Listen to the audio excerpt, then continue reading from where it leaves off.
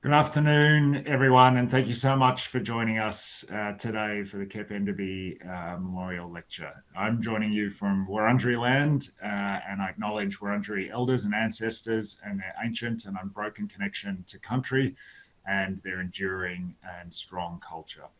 It's a pleasure to welcome you to this webinar where we'll be marking 50 years of the Racial Discrimination Act and focusing on racism in workplaces. The Racial Discrimination Act was landmark legislation when it was passed in 1975. Since its introduction, it's played a vital role in progressing racial equality in our nation. It's given people a voice, a legal pathway to challenge discrimination, and a framework to promote fairness and dignity. But it's not as effective as it should be. The fight against discrimination cannot rely solely on reactive measures. It cannot rely solely on individual people having to take action to address injustice. We need to ensure that our discrimination laws have a strong focus on prevention, stopping the harm before it occurs. And we need to provide clear and practical support and guidance for employers and others around how to do this. This is what has happened with the introduction of the Positive Duty in the Sex Discrimination Act. The Positive Duty in the Sex Discrimination Act requires workplaces to take steps to eliminate, as far as possible, sexual harassment, sex discrimination, and other unlawful conduct. It requires workplaces to take meaningful, proactive action to create safe, healthy, respectful workplaces where sexual harassment and sex discrimination is prevented. The same change is required in the Racial Discrimination Act to proactively prevent racial discrimination. And this will be explored further in our address and our stellar panel today. I'd now like to hand over to Michael West from the Metropolitan Local Aboriginal Land Council for the Welcome to Country. Thank you. I'd like to say Bajari Gamarua. G'day everyone. That we're streaming to acknowledge all the different countries and communities that we're streaming to, and also if they're watching at a later date. I was just in an event to do with people with disability and about people's rights. We were talking about that. It's so important about respecting people, treating people with dignity, as we always should. And also, I was thinking we had a bit of a yarn about how there was a time with people with disabilities were basically locked away. And then also, when you think about it, we really need to create a society, no matter what postcode you're born in, the gender you identify, the colour of skin, the shape of your eyes, whether you're neurodivergent like I am, that you should be able to fulfill your dreams and aspirations. And that's the way it should be. And you shouldn't be harassed. You shouldn't be targeted for your gender. And you shouldn't be targeted for your cultural identity. Yes. Unfortunately, this is not always the case, is it? We've made some progress, but we've got a long way to go.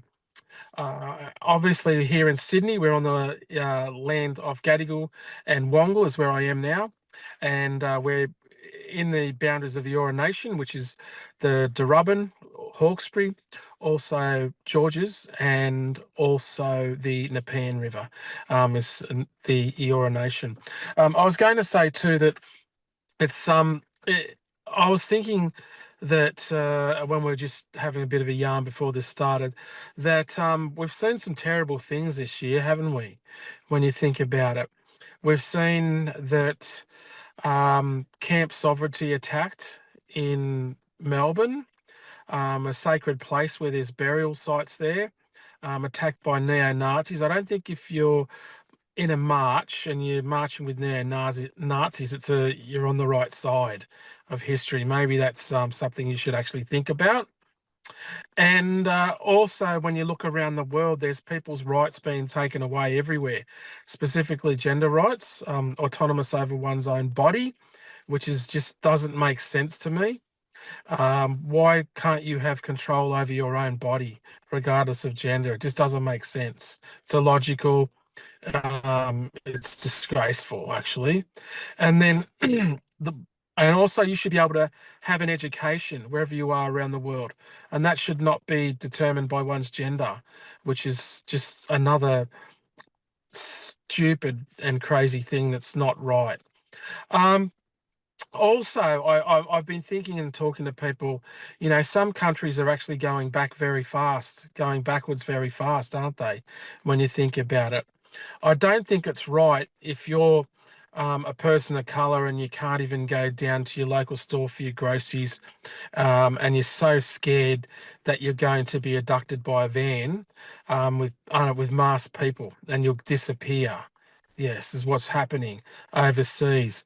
And also, if you're going to like Bunnings, as we have here, and you're going down there and you just end up getting abducted or abducted off the middle of the street, it's not right, is it? No. As Aboriginal people and Torres Strait Islander people, we know about rights being suppressed and our voices being suppressed. It's important that we all work together. And when all the minorities get together, we're the majority. I think it's important to understand that. And that we should have good allies across everywhere to respect people's rights and to give people the opportunity to fulfill their dreams and aspirations and to participate in society. And I think we're on the right path, but we've still got a long way to go. I'd like to say on behalf of Metropolitan Local Aboriginal Land Council elders members, welcome everyone here. Let's continue the fight for rights. And no matter the postcode, the gender you identify, the colour of your skin, the shape of your eyes, neurodivergent, disability or not, we're going to create the society where there's less stairs, more ramps, and create the actual places, our communities, where people can fulfill their dreams and aspirations, and they can thrive. And remember that the young people coming through, we need to give them all the knowledge and skills for them to thrive and to be the leaders of tomorrow, as passing down wisdom and knowledge, as Aboriginal people know, for 65,000+ years. So congratulations on today, and please everyone have a wonderful time coming up with the festive season. And please, we were just having a yarn before of make sure you get those photos, you get the videos and everything of your family and your friends, because there will be a time when they won't be there. And it's important that you can look back and you can see those pictures and the times that you had and tap into those emotions, those wonderful memories that you have.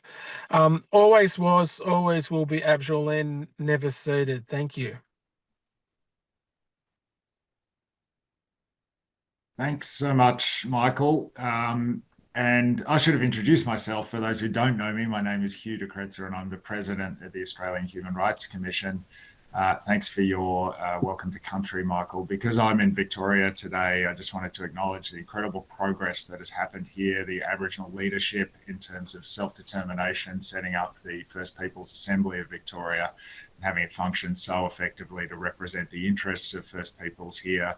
The leadership from the Victorian government on truth-telling and treaty, and the progress around the treaty legislation. It is inspiring and sets an example for the rest of the country about what we can do in terms of reckoning with injustice and remedying that injustice. My most important job today is to introduce my colleague and friend, Giri Sivaraman. Giri Sivaraman commenced as Australia's Race Discrimination Commissioner in March last year. Prior to becoming Commissioner, Giri was a principal lawyer with Maurice Blackburn, where he led the firm's Queensland Employment Law Department, running state and national race discrimination cases. He was previously the chair of Multicultural Australia and a member of the Queensland Multicultural Advisory Council. He's a fantastic leader and thinker and an absolute champion for equality, and it's an honour to work alongside him. Last year, Giri and his team developed and launched the Commission's National Anti-Racism Framework.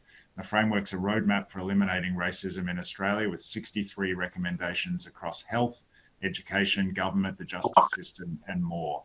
And it was developed through extensive consultation with communities, experts, and stakeholders. And importantly for today's discussion, the framework has recommendations for ensuring our workplaces are free from racism. Employers need to look beyond mere compliance to taking proactive steps to foster safe, respectful, and healthy workplaces for everyone. To hear more about this, please welcome Australia's Race Discrimination Commissioner, Giri Sivaraman. Over to you, Giri. Thanks very much, Hugh. Thanks very much, Michael, for that welcome to country and acknowledgement of country. For me, I want to acknowledge that I'm on the the lands of the Turrbal and Yagara peoples here, the traditional custodians, and pay my respects to elders past and present, and extend those respects to any Aboriginal and Torres Strait Islander people that might be on the call. As you said, my name is Giridharan, and I'm the Commonwealth Race Discrimination Commissioner, and it's a real privilege to present this year's Kep Enderby Memorial Lecture, marking 50 years of Australia's Racial Discrimination Act, or RDA as it's also known. And I just want to especially thank my advisor, Naz Jacobs, who helped write the speech. If you cast your mind back 50 years, the passing of the RDA was a powerful moment in Australian history. It came just after the abolition of the White Australia policy and was a pivotal milestone in our journey to a better society. And 50 years later, when we think about the society we aspire to have for ourselves, loved ones, and future generations, I'm sure it's one founded on equality, dignity, and respect. These are the values that the RDA was predicated upon. These are the values we promote and hold dear as a society. But to be denied equality, dignity, and respect is also central to the experience of those who are targeted by racism. And for me, as a non-Indigenous person, as someone who's experienced racism and is leading anti-racism work, it is important to understand the difference between the racism targeted at someone like me and that which has been targeting First Peoples on this continent for 238 years. Racism targeting First Peoples is also a denial of equality, dignity, and respect. But in addition, it is a denial of self-determination and sovereignty, which has included the taking of their land by settlers before me, and I, as a settler migrant, have benefited from that denial of sovereignty. I've benefited from that racism, from the taking of their land. Therefore, it's a very small but important thing for me to acknowledge on one country. It's not tribe, not formality, it matters. It's about bringing us together. And it is why there can be no racial justice on this land without First Peoples justice. But if racism is the denial of respect, then fighting against racism in all its forms is an act of respect, a respect for the right of all of us to be treated fairly, to feel valued and safe, no matter what we look like or where we've come from. And the Racial Discrimination Act has made many strides towards this vision. But as we gather here today, we must also recognise how much further we must go. Our consultations showed that racism manifests in all aspects of people's lives in Australia. It is an uncomfortable truth that we need to face as a nation. It is embedded within our society and institutions, and it often surfaces in that environment where many of us spend most of our daily lives, our workplaces. And yes, racism can involve slurs, name-calling, bullying, but it's much more systemic than that. If we only understand racism in its overt or interpersonal forms, it can be easy to overlook the less visible ways racism impacts people's lives and to say it isn't happening. It can also be easy to say that we aren't part of the problem because we aren't saying or doing racist things to other people. But when we understand structural racism, we know that we also have a responsibility as individuals to actively dismantle the racism in the institutions and systems we are part of. But to make this a lot clearer to you, to bring it to life, I want to tell you a story, something to give you context. Everything I tell you now is true. It's all drawn from different stories, and some of these are from people I represented during my time as an employment lawyer. And when I thought back to some of these experiences and stories, it was actually upsetting. It brought back a lot of the pain that I had heard from others. So this is a story about Raj, which is a pseudonym. He's a successful qualified engineer in Nepal. He wants to differentiate himself from other engineers in Nepal, so he applies for a postgraduate course in Australia. He can't defer fees as an international student, so his family mortgage their home, borrow from other family and friends to scrape together the funds to support his study. Raj migrates to Sydney with hope, excitement, fear, same as all of us that are migrants. He has to find work straight away as he doesn't qualify for any kind of income support. It's really difficult to find jobs that accept his overseas qualifications, and most of them demand Australian experience. And due to his visa, he's restricted to working 24 hours a week. Most of the job ads he sees in his sector only want to fill full-time roles. The few part-time ones he applies for, he doesn't even get an interview. So Raj ends up doing Uber Eats deliveries on a bicycle. It's a big difference from his former job as an engineer in Nepal and a blow to his self-esteem. But he's just glad he'll be able to keep a roof over his head and food on the table. Unfortunately, a few months in, he gets into an accident while riding, and his neck injury means he can't keep working as an Uber Eats delivery rider. He doesn't have access to Medicare. He can't afford treatment for his neck. Weeks pass. He's desperate to keep afloat, so he takes a job working at a 7-Eleven convenience store, thinking this will be easier, except it quickly becomes evident that it's harder, much harder than he thought. His neck gets worse due to stocking shelves. His boss, John, is another pseudonym, is significantly underpaying him. And now he's just earning $12 an hour, which is half the award wage. And with his visa restricting him to 24 hours a week, $12 an hour is just not enough to survive. So he gets more shifts at the store, working up to 40 hours a week. His neck gets worse. His mental health deteriorates. He can't afford to pay for medical help, though. There is a free clinic on campus, but when he attends, the person doesn't seem to understand Raj's family circumstances and background, and Raj leaves without getting help. He asks John to move one scheduled shift so he can take just one day off to celebrate Diwali, as he's Hindu. But John shuts down the conversation and says to Raj, don't expect any special treatment. Now Raj is struggling to keep up with his studies while working long hours. And feeling unwell, he fails one of his uni exams. He asks his tutor for assistance and is told, go and do courses on improving English as a second language. That'll help. Deeply worried, he tries to talk to John about his wages. He doesn't know all of his rights as a worker in Australia, but he does know he's being underpaid. But John says to him that he will call the Department of Immigration and have Raj deported for breaching his visa conditions if he complains. So then Raj realizes his only option is to stay silent. And the weight of carrying his family expectations and the money they spent on him is like a huge boulder on his shoulders. But as the months pass, this becomes increasingly unsustainable. He's now missing classes to work. He's failed so many exams, he's at risk of being removed from the course and therefore losing his study visa. It's compounded by the university's failure to give credit for subjects he completed in Nepal. Anxious and scared, he finally gathers the courage to make a formal report about his underpayment, seeing it as his only way out. But the threat from the boss materializes.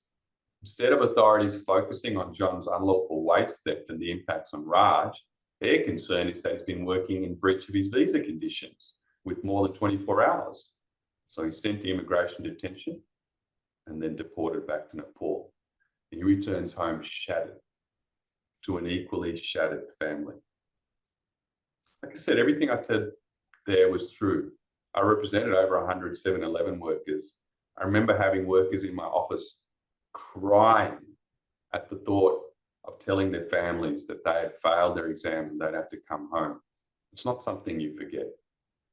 But one of the things you might see from this story is that throughout Raj's experience, there was no overt racism.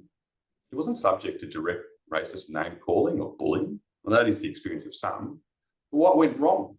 It wasn't just one thing, but a system of things. It was racism embedded in our structures that created barriers to Raj's inclusion and success and harmed his well-being. It was racism implicit in the system that rejected his qualifications and professional experience because they were not Australian, sending the message that Nepalese qualifications and experience are inferior.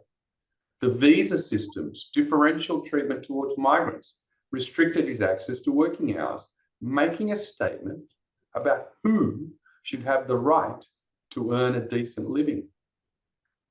Then forced into precarious work, he was left with the threat of victimization if he dared to speak up about unlawful treatment, because it was implicit that his voice, his suffering, didn't matter.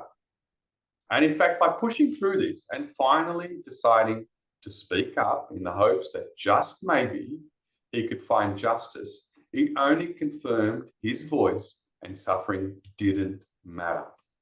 And he was deported, demoralized, with an unfinished degree, no job security, and deep psychological impacts. He was penalized simply for trying to survive in a system that treated him unfairly. And his boss, John, became part of this system, because if it's dangerous for a migrant to speak up about underpayments, and there is little consequence in there if they do, then there is more incentive to exploit that migrant.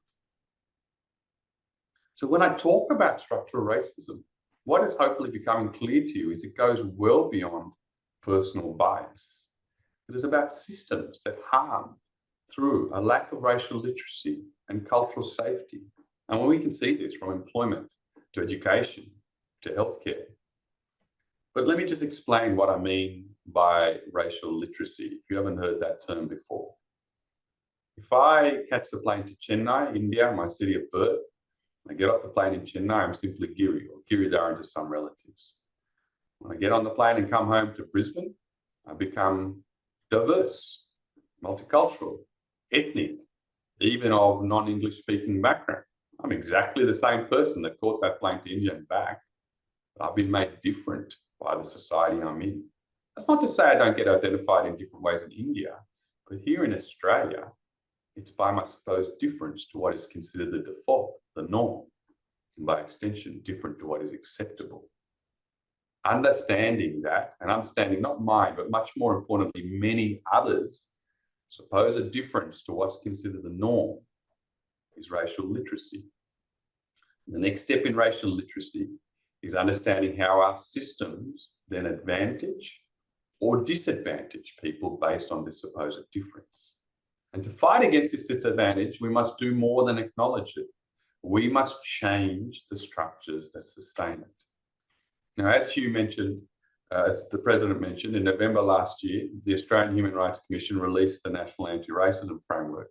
And as the President mentioned, it contains 63 recommendations.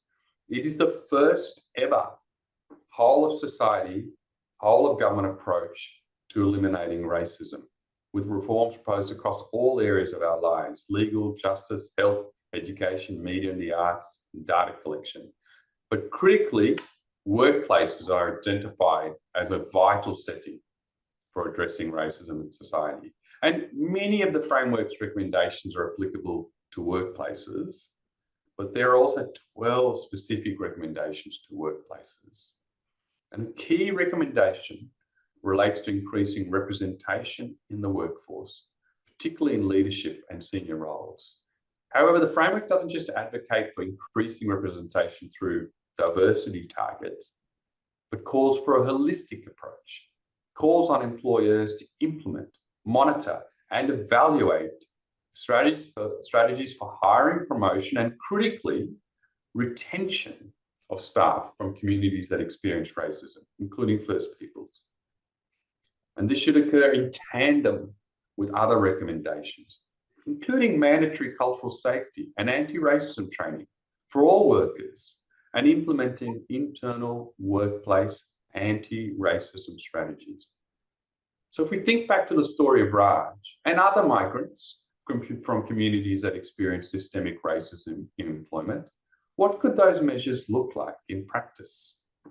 Well, it starts from the sourcing of candidates. Where are roles advertised or recruitment campaigns targeted? Do they end up targeting the same old institutions or networks which have a low representation of First Peoples or other people of colour? Are overseas qualifications or experience recognised? Then the recruitment process. It is well documented that applicants with English-sounding names are far more likely to receive job interviews than those with non-English names, even if their qualifications are similar. So do you identify applications Do you have someone who's experienced racism on the interview panel? Do you realize that conversational style interviews might create barriers for applicants who don't speak English as a first language, even though they may be very accomplished in written English in particular? And there's onboarding. Is it done in a culturally safe manner? How often have people of colour experienced being introduced by our race rather than professional background or role when we start a job? Then remuneration. Do overseas qualifications mean people of colour get lower salaries than their white counterparts? Next, cultural safety in the workplace. Can languages other than English be spoken in the workplace? Is there a safe place to pray? Can an employee get leave or other considerations for cultural needs? And that is an issue that is consistently raised as a barrier for Aboriginal and Torres Strait Islander workers in particular. Do restrictive dress codes forbid certain cultural clothing or hairstyles? Do allegations of racism actually get addressed and in a safe way? Next, development and promotion. Are some employees unable to access development opportunities because their boss doesn't see them as the white male normative idea of a leader? Are they meaningfully included in decision-making processes? Who carries the cultural load for change? So often it falls on the targets of racism to bring about the change rather than those who are in power. And do you as an organisation actively interrogate why there might be so few people of colour in positions of leadership? And finally, if an employee leaves, do you actually ask them about whether they experienced racism, particularly in a structural form? Now, none of what I just described, from the moment of looking for work to leaving work, was direct interpersonal racism. All of what I described was structural racism. And when it comes to Raj's boss, you could just say, oh, well, he was a bad apple. The reality is his mistreatment of Raj wasn't a random character flaw. John's behaviour was the product of growing up in a system that made him believe that he belonged here more than others, a system that taught him he could treat people like Raj with impunity and that people like Raj are expendable. It's very easy to imagine an environment like this also being conducive to racial slurs or bullying. Some of what impacted Raj is beyond the control of an employer. I'll accept that, but it is within the control of lawmakers. And recommendations 13 and 15 in our National Anti-Racism Framework seek law reform to counter inequities experienced by migrants and exploitation they might face in employment. So what can this look like in practice? Well, Settlement Services Australia have advocated establishing one national governance system for all overseas skills assessment and qualifications recognition in Australia. And that would be a great start. Another sorely needed change is reviewing the application of the English proficiency test. You may be exempt from an English proficiency test in Australia if you hold a passport from the UK, USA, Canada, New Zealand, or the Republic of Ireland. Yet if you are from countries in Asia and Africa, where many study their entire lives in English, you must still sit the test. That is racial discrimination in systemic operation. There are other changes that can be made, from how tuition fees are charged to income support arrangements to access to healthcare, and all of these should be explored in light of recommendations 13 and 15 of the framework. But there is one other key legal change we need, and the President talked about this in his opening, and that is a positive duty in the Race Discrimination Act to eliminate racism in employment. The positive duty would aim to create change by preventing race discrimination, racial harassment, and other unlawful behaviour from happening in workplaces. It would require organisations and businesses to take proactive action to prevent racism instead of reacting to it after it has occurred. After 50 years, it is time to remove the burden from workers to report unlawful behaviours and to no longer leave those who are impacted by racism to fend for themselves at work. Now, neither the federal nor any state or territory government has yet endorsed or committed to funding and implementing the National Anti-Racism Framework's recommendations. And that is disheartening. What is heartening is that over the last year, a diverse range of communities, organisations, and even government departments have endorsed the National Anti-Racism Framework and taken actions to implement its recommendations. We at the Commission and my fantastic team, the Race Discrimination team, have been collaborating with unions, business groups, community peak bodies, and government departments to implement framework recommendations. And right now, I want to thank my team for all the hard work they've done this year. And I want to thank all of those organisations for showing leadership in your commitment to anti-racism. And what all these organisations realise is that, of course, eliminating racism is a moral imperative, but it also has enormous benefits for your organisation and the people within it. Eliminating racism can improve your productivity, reduce the risk to health and safety, and minimise, let's face it, the risk of damage to company and organisational reputations. Secondly, diverse teams and organisations perform better. And thirdly, perhaps most importantly, if you eliminate racism from institutions and systems, you make them more transparent, accountable, and responsive to the needs of employees, but also society more broadly. That is something that benefits everyone. It benefits people of different genders, class, age, and disability. An institution or a system that is open and responsive to everyone is one that's good for everyone. And it's something we should be aiming for. Now, next week, the ACTU, Jumbunna Institute, and I will be convening the Racism at Work Roundtable in Parliament House in Canberra with representatives from First Peoples, government, unions, business, faith, community, and academic sectors participating. I'm very excited about that. And I really hope that coming out of that roundtable, we have a deeper understanding of how racism operates in workplaces and meaningful ideas and plans for eliminating racism at work. Despite the disheartening lack of action at government, I am filled with hope when I see so many organisations across Australia taking steps in their commitment to anti-racism.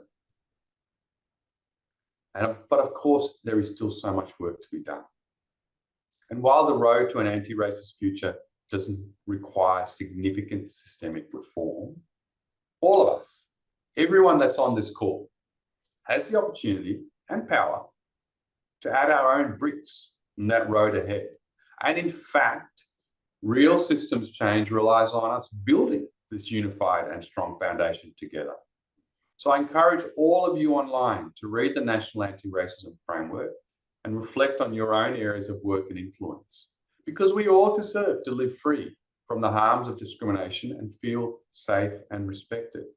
So let's use that respect as our North Star to guide the decisions we make in our institutions, workplaces, and everyday lives. Together, let's move from rhetoric to action. And I think if we do, we can enact meaningful change that will allow all of us to thrive. Thank you very much for that. And now I think we're going to move into a panel discussion.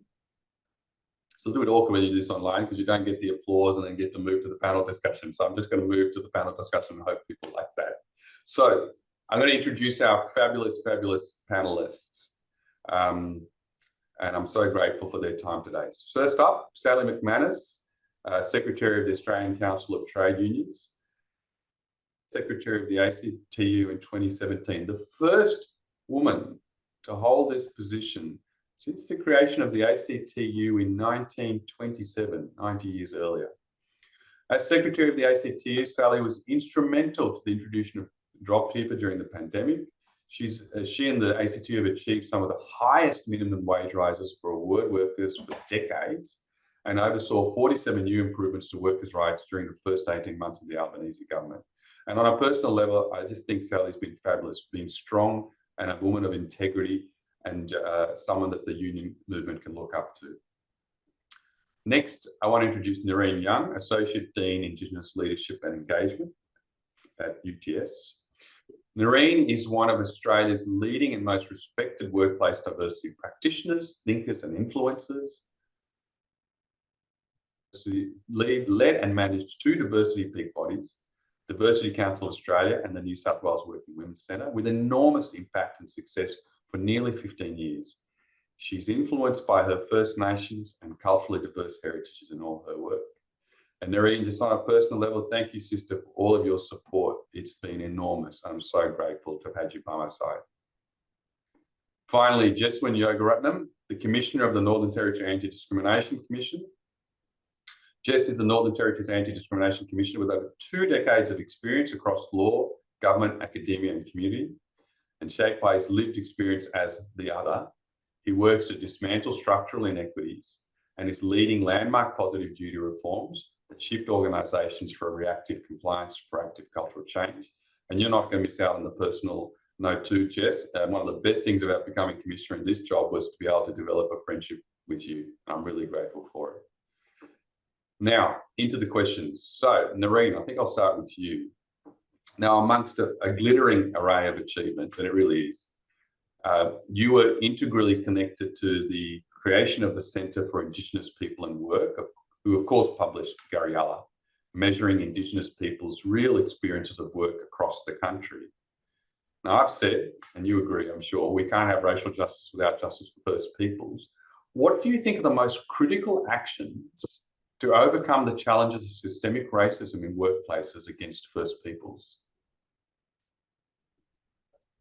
You're on mute, Nareen.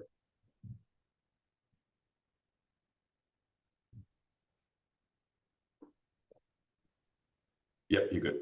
Of course we are. It's the phrase of the era, you're on mute.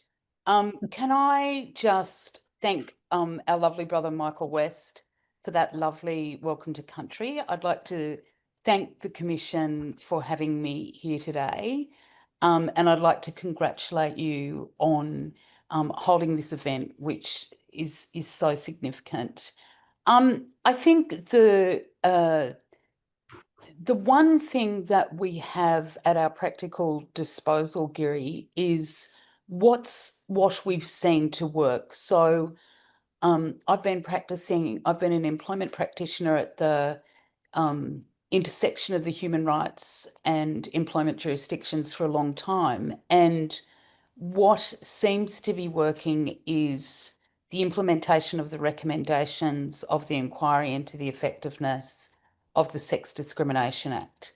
It kind of worries me that it's the case that in order to get these acts to do what they were originally intended to do, we have to have inquiries and further recommendations that make them effective. It seems to me that in the 50 years that the human resources industry has had to simply do its job, to create workplaces that are consistent with the objects of those 2 acts, we have to have extra inquiries and extra things done to make that happen. So it seems to me that what practical example we have at our disposal is the example of what's transpired with the Sex Discrimination Act, as you and Hugh have rightly, and I'd like to acknowledge you as well, President, what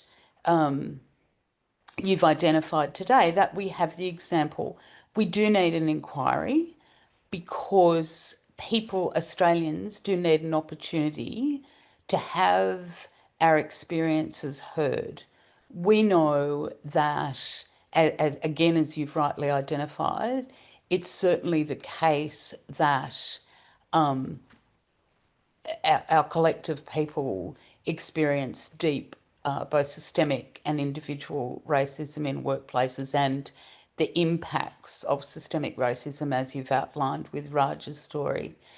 But I don't think, unless we have lived experience of it because of the nature of the complaint system, which is completely broken in my experience, that it's understood what this means. I think we need to allow people who've experienced this to be able to express what's occurred and in the public domain so that a national conversation ensues. We know that the passing of the Race Discrimination Act in the first place, which, to quote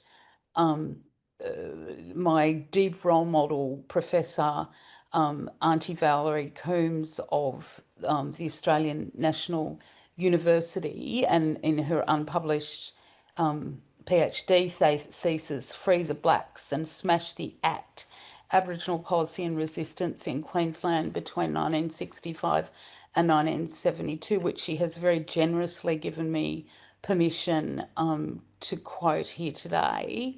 The passing of the Act and the activism that surrounded that was in part and in large part a response to the absolute atrocities committed by the Aborigines Act in Queensland of 1971. It was activists working together in a coalition of people, including trade unions and churches and all of the organisations, the kind of organisations that you work with, that created a situation whereby Lionel Murphy, as Attorney General, and then Kep Enderby, had to pass the Racial Discrimination Act in order to go over and above the state acts. And it was coalitions of what Tom Uren used to call people of goodwill that created that. So to me, an inquiry and an opportunity for people who've experienced that kind of racism, both systemic and individual, would enable and allow the public discussion to take place, like it did with an examination of the effectiveness of the Sex Discrimination Act, which to me, and importantly, Commissioner Anna Cody has extended that in an intersectional context over the last 2 years.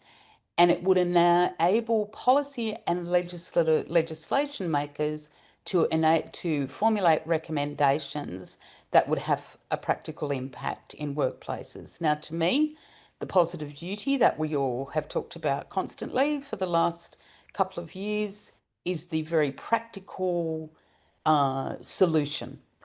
For starters, an upgrading of the Act, making it fit for purpose in a contemporary context would be the most appropriate thing to do. There might be other recommendations based on the evidence that ordinary Australians would have the opportunity to put in an inquiry situation. And I think that was very helpful in the instance of the inquiry into the effectiveness of the Sex Discrimination Act. So to me, it's a really simple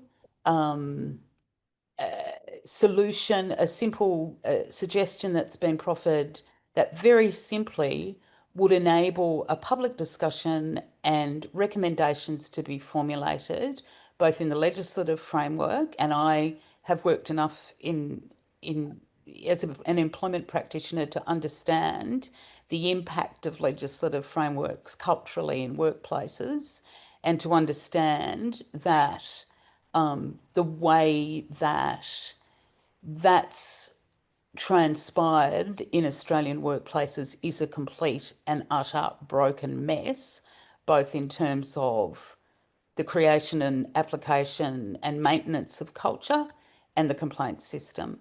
So it seems to me that we've come up with some pretty good ideas and we need to pursue them. All right, thanks, Nareen. I want to pick up on one thing there and then go to Sally. Sally, Nareen mentioned how the Act came about due to a coalition of the good or the will. I can't remember the exact phrase. People of goodwill. People of goodwill. It was a Tom Uren phrase that I learnt many years ago. And one of those groups was unions, and unions, of course, are, I think, one of the most powerful forces for good in our society. And at times have powerfully stood for justice for First Peoples, without a doubt. But unions have to have their own reckoning with racism, how they were sometimes the strongest of advocates for a white Australia. And I don't think unions should ever let their wins obscure their sins. So what steps do you think unions can take, and are they taking, to broaden the diversity of their leadership and to better reflect the workers that they seek to represent? Oh, sorry, was that for me or Sally? Sal? Sal, yeah, okay. Go. I thought it was Sal. Go, Sal. Thanks, Naz. Look, first of all, Gary, I just really wanted to give you a shout out. Obviously, the lecture was fantastic, and you come along to a lot of our leadership forums and participated there at our executive, but also at Aboriginal and Torres Strait Islander conference, not just a couple of weeks ago. You're just very deeply respected in our movement for your intellect, but intellect's not enough. There's plenty of smart people around the place, but you've also got to have passion, energy, and drive. And you've got that passion, energy, and drive, which is what we're going to all need, right, to make the changes that need to be made. And your point about the White Australia policy is correct. Some 100 years ago and a bit before then, most of our movement, not all of it, but most of our movement, which wasn't huge at the time, did support the White Australia policy. But more than that, it wasn't just the policy that the government had, but actively pursued keeping anyone who wasn't white out of employment and out of the unions as it was at the time. That is part of our history and needs to be acknowledged. Around mid-century last year, that was dead, but within our movement, it was dead a bit before then, and an adoption pretty much universally of an anti-racist values and also outlook, which of course means then for the union movement that there's got to be action attached to that. It's not about words, but it's about action. And so we've gone about trying to put that in action, not always perfectly, but in many different ways. So you look at solidarity actions with the Gurindji, of course, with Wave Hill Walk-Off. They were sustained with that massive strike in the 1960s by union members around the country paying to support them and to raise consciousness around what was happening, whether it be Torres Strait Islander strike in 1936, whether it be Palm Island strike in 1957. A lot of these are First Nations strikes, which were supported at the time by big elements of the union movement. But moving on, like the big wave of immigration after World War II transformed our unions as it did society, and massively for the good. But that meant that there was a huge organising of working class migrant communities, especially around manufacturing as well, which led to a whole lot of pushes for things like English language programs at work, a whole lot of the push around, of course, this act, which we've talked about. But more recently, like trying to bring it right forward to history, big struggles around rights for outworkers, as it was known then and still is, and which resulted in particular law changes to protect them. Stolen wages, fights for stolen wages for First Nations workers. More recently, bringing us right up, since the Labor government's been elected, we've advocated and won protections for visa workers. So really important ones, quite a few of them, but one of the most important ones is protections for workers when they're making a complaint about exploitation, as you talked about, Raj, making those complaints, not allowing their visas to be cancelled or for them to be deported as a result of that, and so they can be properly dealt with. The CDP, which is a racist program, which applied to 98% First Nations people, getting that abolished, and there's more work to be done there, but that's happening. and of course, our current commitment to implement the outcomes of the report, in particular, positive duty. So this is all work to be done, and just a reinforcement of when I listen to you talk about like values of union values of equality and dignity for all workers. But you point to something that is absolutely true, and that is there is not a diversity amongst the leadership of unions in Australia. Around probably a bit less than 20% of our leaders are from non-white backgrounds or negatively racialised backgrounds, which is not reflective of the population, and that where it's not reflected of the working population, well, then there's something wrong.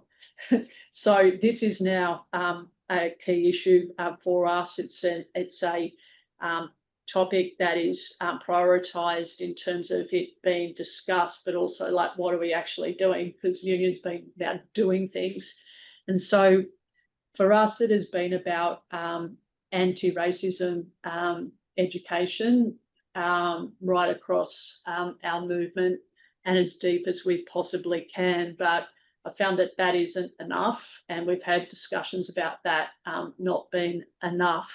And so very much our discussion is now around mandating minimum numbers when we have intakes of employees, but also now about programs around leadership and emerging leaders that are targeting people from negatively racialised backgrounds, and the need to do that in order to have those changes occur. And so, as you touched on, there's no question in our mind that this is a responsibility of leaders, current leaders, to make that change. You can't expect it to happen elsewhere. I remember, I know I touched on this before, like seeing all these, lots of wailing and gnashing of teeth about not having enough women in leadership positions in the union movement, and all of like us women, like Nareen and me, like pushing very hard about this for a long period of time. The truth was, it wasn't until we had changes in the rules of unions that required it that it actually, the big moves started happening. So that's the type of discussions that we're having at the moment. Yeah, thanks, Sally. And look, that was a question that I was a bit hesitant. I thought, but I thought, no, I've got to ask it. And I'm really glad, and it was reflective of your character to you. That was a very honest answer. Sally talked about challenges, as did Nareen. Jess, you've got challenges in that, as opposed to others, perhaps, you've got a government that's trying to wind back protections in workplaces. And, sometimes I think fighting against racism isn't about walking up a mountain. It's actually about trying to push a pendulum, which occasionally swings back quite hard against you. So in that kind of environment, Jess, how do you maintain progress, and how do you maintain optimism as well in the force of such adversity? Yeah, thanks, Giri. That sort of question has a bit of a Miley Cyrus wrecking ball song vibe to it. But just before I sort of answer that question in full, I just like to acknowledge that I'm here streaming to all of you from the beautiful, energetic saltwater country of the Larrakia people, and I pay my respects to them, past, present, and rising. And I say this in the context of this jurisdiction being a survivor to an intervention that lifted the Racial Discrimination Act, and lifted the Racial Discrimination Act in the context of not enabling free, prior, informed consent. And that's a fundamental concept within the Racial Discrimination Act itself, and principle that the Territory did not have the advantage of having further consultation in. And I think just the other point, since we are also, this is a memorial of Kep Enderby, a fact to note is that Kep Enderby was actually the first Commonwealth Minister for the Northern Territory in 1972 during the Whitlam government. So having a territorial voice here is quite apt. Now, just in terms of responding to your question, Giri, maintaining progress and optimism in these challenging environments, I think this question really resonates very deeply because we often feel that we are not really climbing that mountain, but really holding back that pendulum that keeps swinging with that force that you talked about, right? And every time we move closer to things like equity, something like a new law amendment, the political wind, or a media cycle or shock jock sort of cycle tries to knock it back. And we are pushed back as a result of very much ill-informed, misinformed passages of information. And so what's happened recently, Giri, is, and this is just about 2 weeks ago, there's a recent passage of the Anti-Discrimination Amendment Act 2025, which talks about this pendulum swing. So in 2022, we had some really visionary pieces of legislation in the Anti-Discrimination Act, modernize our legislation to bring in laws like vilification and to do away with discriminatory laws in relation to religious educational institutions. But just 2 weeks ago, we had the watering down of our vilification section and also the reintroduction of our religious educational institution provisions. Now, so these are some of the moments where the pendulum has swung. And on the face of it, while we are told that it's in relation to freedom of expression or freedom of speech and freedom of religion, this is the convenient untruths that we're dealing with here. Because beneath that, really, it changes something deeper. It really reshapes, I think, that social story of who belongs, who is safe, and whose identity is negotiable at work.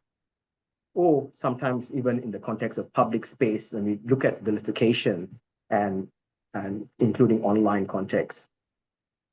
So in terms of your question on progress, so progress, the way I look at it, progress is never linear, it's cyclical.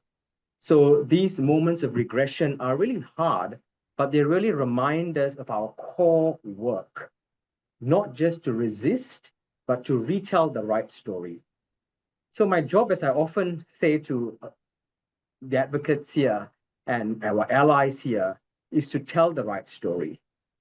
Sometimes not the loudest or even the easiest, but the one that centers on truth and the beneficial legislation principle on which the Anti-Discrimination Act is based on, which is to protect the vulnerable and marginalized from disadvantage and unfair treatment. So yes, Giri, sometimes it feels like, yes, it is that Miley Cyrus wrecking ball, we crash, but we rebuild and we come again. And that point that you notice in terms of optimism, the optimism isn't pretending like the wall isn't cracked or broken sometimes. It's really about the optimism of gathering the people together again to rebuild it stronger. And I don't know, I'm an optimist, and you got to be, I think, in environments of adversity on a number of levels. And there's sometimes sweetness in that adversity. And I stay hopeful when I see what I see every day here in the Northern Territory. In young Territorians, for example, we just had the anti-youth parliament, and I was in awe to be in that space and share that space with young Territorians who look beyond now, but look at intergenerational issues and the race context in that space, who expect fairness to be a standard and not something like it's special. And when we go to schools, we see this also. We see schools and workplaces quietly choosing culture over compliance. And in communities who refuse, and I say refuse, to let fear undo decades of progress. And because we know that some of the reforms that came in 2022 was a result of decades of advocacy by various community groups here. So what keeps me pushing forward, Giri, that in terms of pushing that pendulum forward, is the belief that when the law steps back, people can still step up to tell the right story. Because as you mentioned earlier, the right story matters. It matters, for who we represent here in the Territory, and in terms of those important principles that we represent of equality of opportunity. Thanks.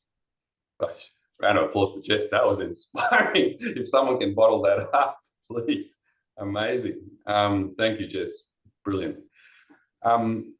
Nareen, I've just come back to you. So just following on that theme of telling the right story, we know that we really don't have an understanding of how racism impacts people at work. Data collection is poor. One of my colleagues, Lula Sharif, is preparing what was going to be a brilliant report on anti-racism data collection, which will come out next year.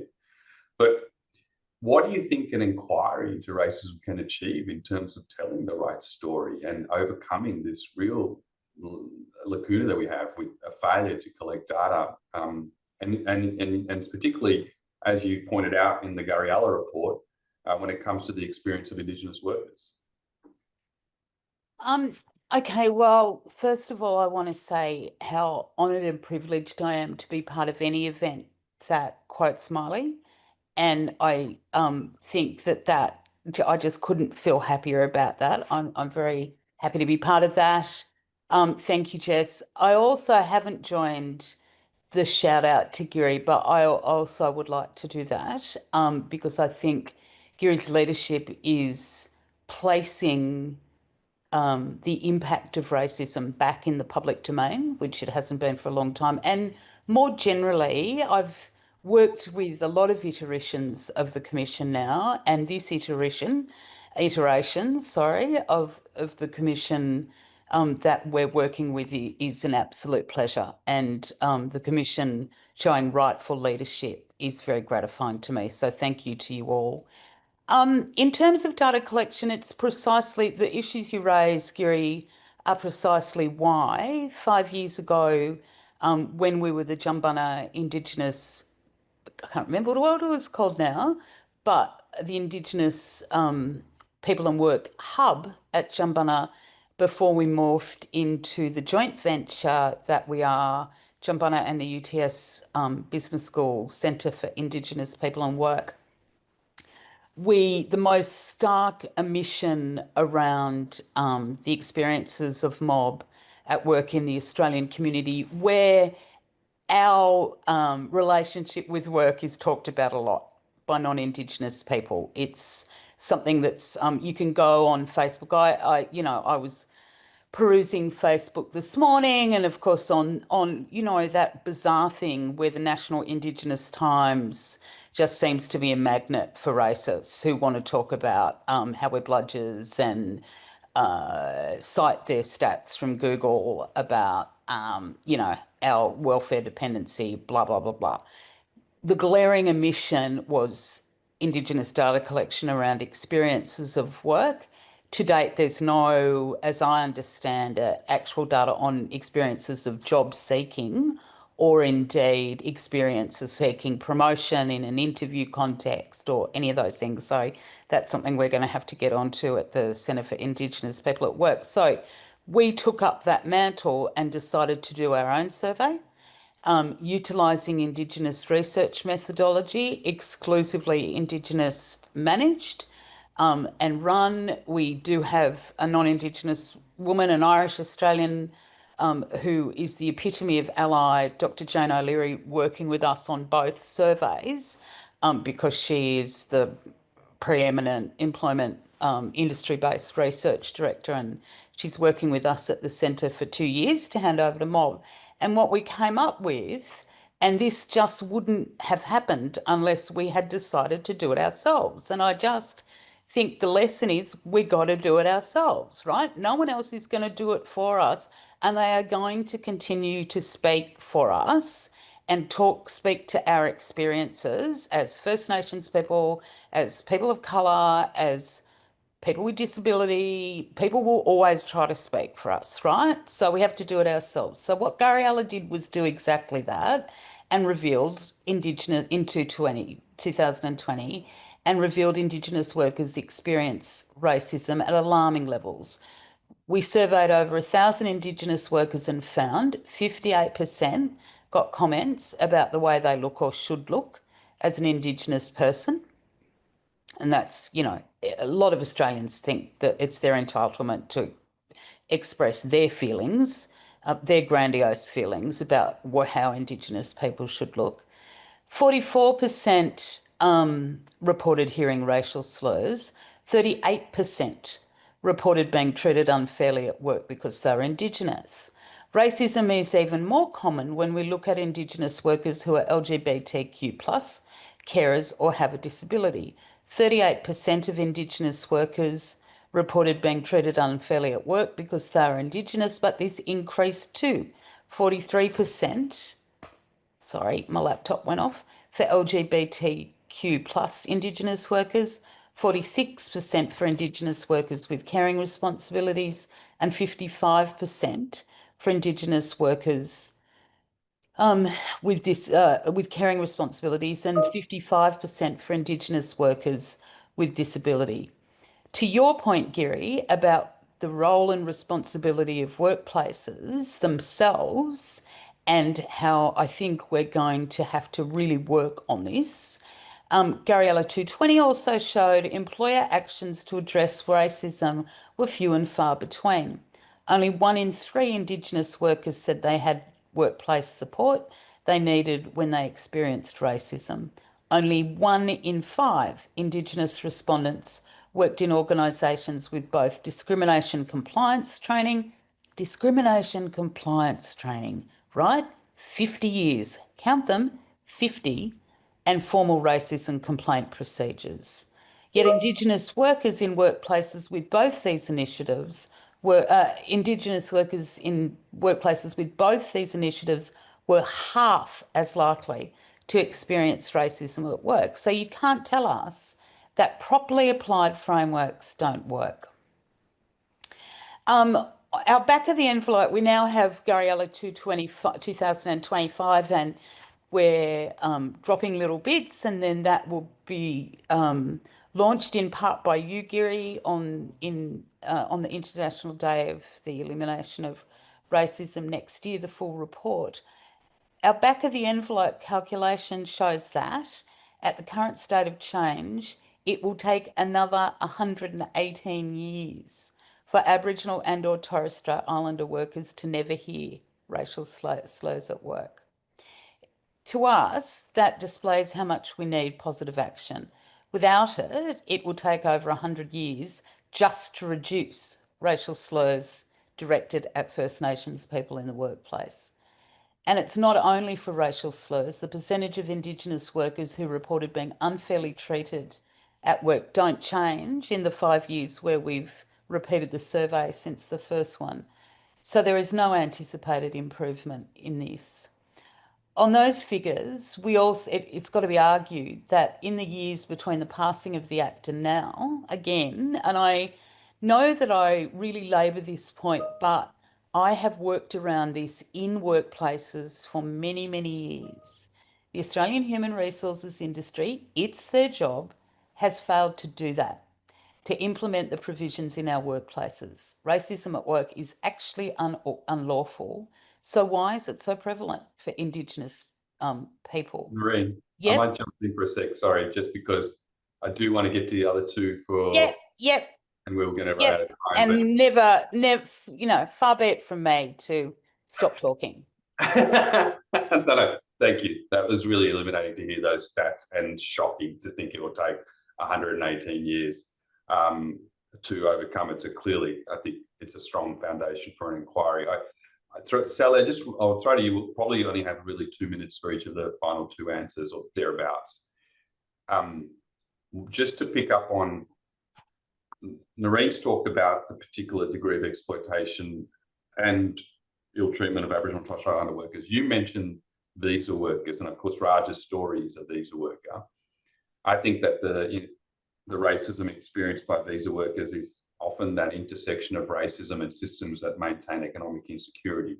But just briefly, what is the exploitation you've seen, and how do we improve employment security for these workers? Well, the term you use, security, I think spot on, because where you see employers try and maximise control, that enables them to then maximise exploitation. And so you see that where they can control hours, so they can take or give, where they can control job security, and this is where people may be employed as a gig worker, fairly or not fairly, where they might be a casual worker, but in particular for a lot of visa workers by unscrupulous labour hire companies where they're also insecure.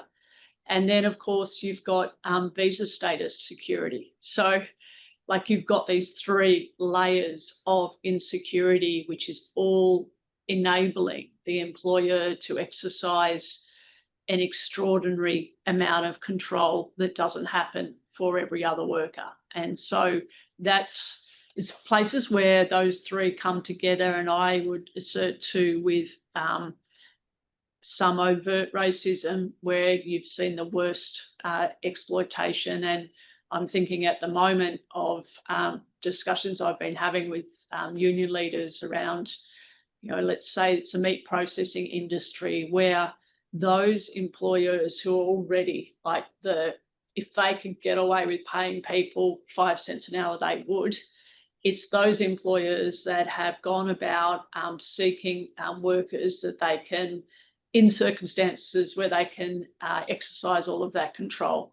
Now, they can't get away with paying 5 cents an hour in Australia, like according to the law, but they can get away with using that control to try and prevent people from asserting their rights. And so what they've done too, even where groups of workers have got organised, they've then said, well, we're just going to move to another group of workers from another country where we're going to do the same. And then you see also this absolutely despicable industry of agents who take a cut as well on top of the labour hire companies. And then sometimes you see other people involved that will then try and force people to pay for their own accommodation straight out of the wages that they provide, and they set the prices for. And then there's middle people that will be demanding, $10,000, $20,000 for the visa, for the jobs. And so you've got to dismantle all of that. You've got to dismantle, I talked about before, the security around visas so that people do not have to be afraid of losing their visa to enforce their rights. You have to address the issue of job security. And this is why, unions in Australia won world first gig rights, like for rights for gig workers, which are now giving them unfair dismissal rights and minimum rates of pay, which are going to flow through, about labour hire, about getting rid of the scourge of it, where it's been used just to suppress wages and rights, obviously, for casual workers. But you can see this interplay between both the structure and just racism playing out wherever people can get away with it and use these systems to basically exert control. Yeah, thanks, Sally. Really exactly what you said at the end. It is systemic racism. If you want it, there's no better example of it. Jess, let's finish on a positive about the positive duty. You've managed to bring about change. You've pioneered an approach that centers on cultural change. So tell us what you've done and why it works. Thanks, Giri. Well, I think in a nutshell, I think what we have done here is we have reimagined regulation as an act of shared leadership in our role as positive duty holders. So here, the Northern Territory Anti-Discrimination Commission, our positive duty approach, and we're really talking about that cultural innovation in regulation, one that moves from fear of compliance to what we call pride in leadership. So instead of asking the question, are you complying? What we want people to be asking is, what are we doing to change behaviors and systems? One that moves from the reactive models to proactive system change models. So generally speaking, Giri, what we're doing here is that we are sort of introducing a model based on, a concept of regulatory posture. And the concept of regulatory posture that we are taking on board is regulatory stewardship, based on what I call the 3 E's: the investment in engagement, education, and empowerment. Because we know that sometimes that lack of engagement actually leads towards funding for failure. Because we're so quick to do the training, but we have not invested enough time in the engagement that the training doesn't have any practice outcomes out of it.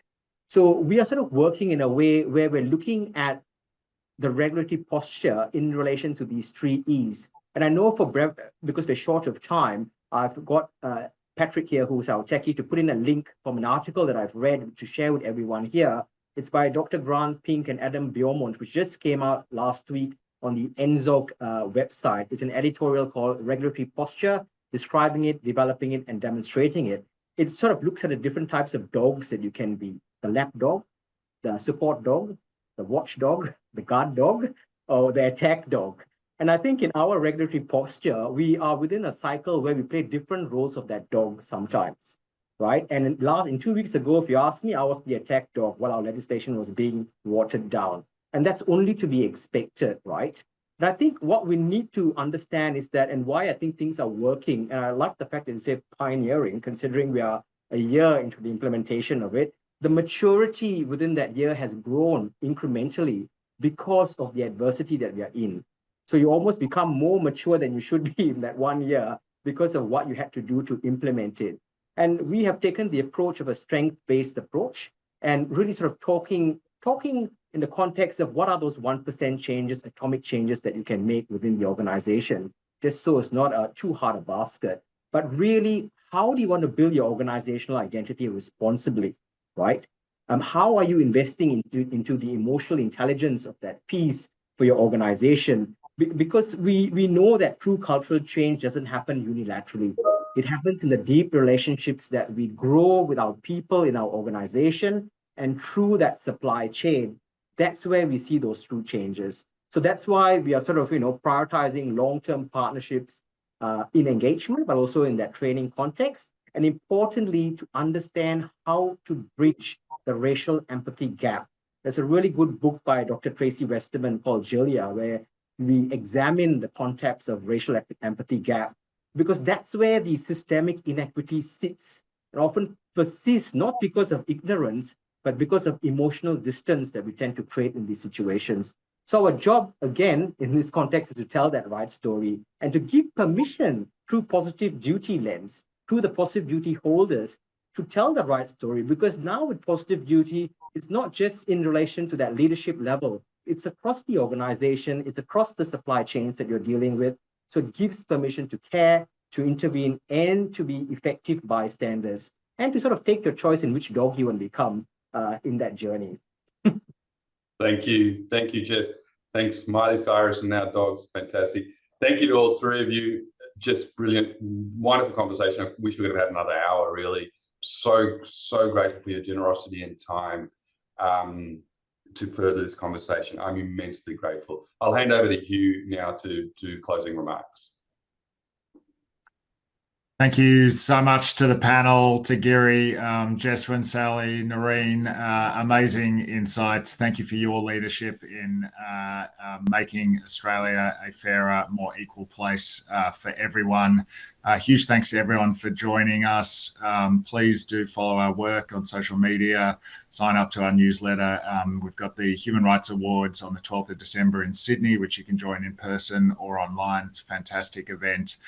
Look forward to sharing that with you, and a big thanks to our production team, the Social Deck, Patrick, our interpreters, Bernadette and Tiana, and Ellie from our comms team. Thanks for joining us, and look forward to working with you to advance equality in Australia. Thank you.